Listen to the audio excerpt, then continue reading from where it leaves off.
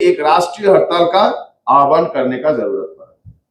देखिए, ये जो तीसरी बार जो सरकार चुन के आई है दिल्ली में, ये तीसरी बार चुन के आई ना मोदी जी का सरकार, ये सरकार आके एक एजेंडा क्लियर कर दिया है। ऐसा नहीं कि कोई छुपा हुआ एजेंडा है, एक एजेंडा क्लियर कर दिया है कि ये सरकार के टेन्योर के दौरान, ये सरकार जो 5 साल चुन के आया है 24 में ना, तो ये 24 से 29, ये 5 साल के अंदर में ये देश के बिजली को निजीकरण करके जाएंगे, ये ऐलान कर दिया।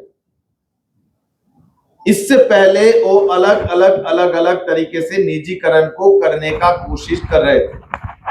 हम बिजली के जो अमेंडमेंट बिल, जो संशोधनी जो कानून ला रहा था, उसके खिलाफ में हम लोग लड़े और लड़के उसको 2014 से 2022 तक उसको रोक के रखे।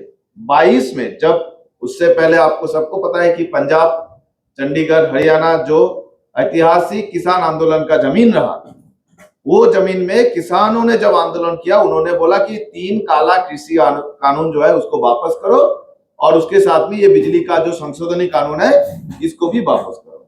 उनकी लड़ाई, बिजली वालों की लड़ाई, पूरे लड़ाई मिलके देश के सरकार ने लिख के दे दिया किसान को कि अगर फिर से बिजली का ये जो संशोधनी अमेंडमेंट बिल अगर लाएंगे तो आपसे बात करके ही लाएंगे। पर सरकार वहां पे वादा भरोसी किया है, सरकार ने बात नहीं रखी है।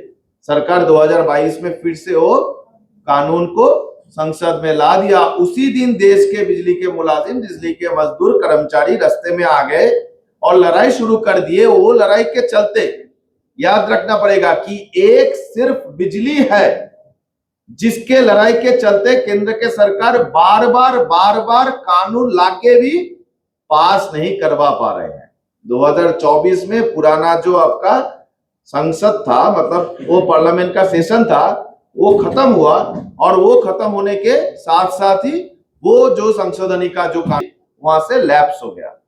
तो 2014 से 2024 10 साल और इतना ताकतवर एक सरकार, ये सरकार को बिजली कारी एक बिल को पास करने से रोक के रखे। ये बहुत बड़ी बात है। ये हमारे सबके अंदर में ये आत्मविश्वास, ये भरोसा होना चाहिए कि सिर्फ बिजली वाले हैं जो ये सरकार को 10 साल तक एक मुद्दे पे बार बार हराए।